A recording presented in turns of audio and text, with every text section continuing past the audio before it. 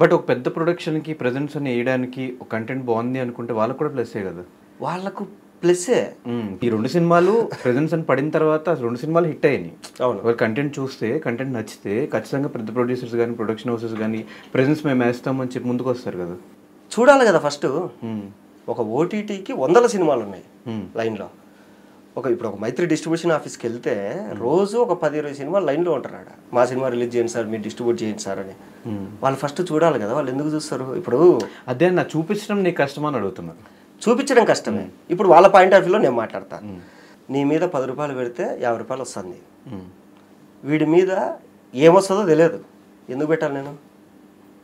ఇప్పుడు నీ మీద 10 రూపాయలు. ఇప్పుడు మన కిరణబోరం ఉన్నాడు, నాకు మంచి ఇన్స్పిరేషన్. ఇది వాళ్ళ ఇంటికి మా ఇంటికి ఒక 40 నిమిషాలు అంతే, పక్క ఊర్లే.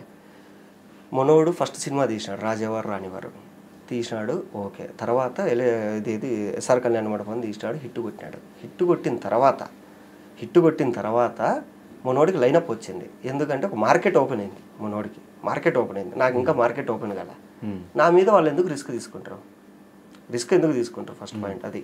ఈ సినిమాకి లాక్డౌన్ కంటే ముందే స్టార్ట్ అయింది కదా. లాక్డౌన్ ముందే స్టార్ట్ అయింది. మీ బిగ్ బాస్ నుంచి బయటకు వచ్చిన తర్వాత సినిమా చేయాలి అని చెప్పి మీ అందరూ కలిసి ప్లాన్ చేసి. లాక్డౌన్ ముందంటే ఏ సీజన్ బ్రో అది? ఏ year bro? Season 3 first wave తర్వాత డెసిషన్ తీసుకున్నా, సెకండ్ వేవ్ తర్వాత సినిమా స్టార్ట్ చేసిన. అది 1920 ఆ టైంలో బయటికి రాగానే ఉన్న డబ్బులన్నీ ఖర్చు పెట్టేసి 20లో సినిమా స్టార్ట్ అయింది. తర్వాత బిగ్ బాస్కి వెళ్ళడం కూడా దీని గురించే. దీని పోస్ట్ ప్రొడక్షన్ డబ్బులు లేకనే మళ్ళీ బిగ్ బాస్ పోయినా. మళ్ళీ బిగ్ బాస్కి వెళ్ళి మళ్ళీ కష్టపడి డబ్బులు తెచ్చుకొని మళ్ళీ పోస్ట్ ప్రొడక్షన్ చేసుకున్నా. ఏదైనా జనాలు అట్లా చూసేసిన తర్వాత మళ్ళీ అదే పర్సన్ని సినిమాల్లో చూడలేకపోతున్నారా? మీ బిగ్ బాస్ కంటెస్టెంట్స్ అందరినీ సినిమా వాళ్ళకి సేమ్ ప్రాబ్లం అవుతుంది. సినిమా వాళ్ళని సినిమా థియేటర్కి వెళ్ళి చూడట్లా. ఇప్పుడు బోర్ కొడుతుంది.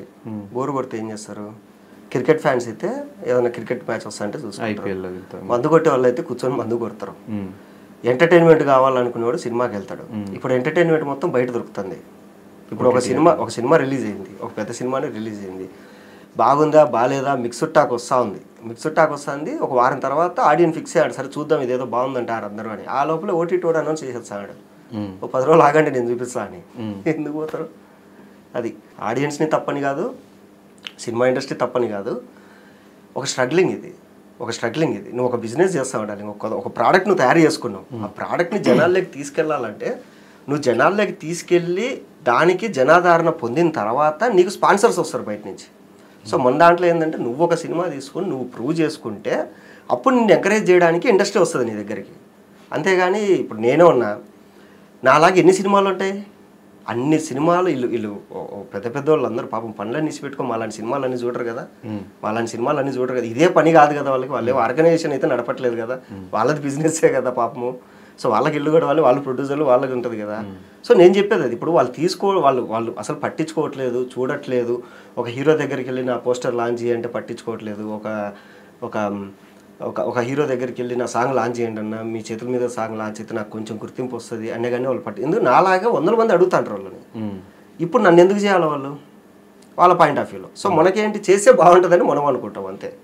ఇప్పుడు నీకు ఆకలి ఉంది, తినడానికి డబ్బులు లేవు, ఎవడో కూడా అన్నం పెడితే బాగుండని నువ్వు అనుకుంటావు. కానీ నువ్వు సంపాదించుకొని నువ్వు తినాల్సిందే. ఎవడో కూడా వచ్చి నీకు ఎందుకు పెడతాడు? అది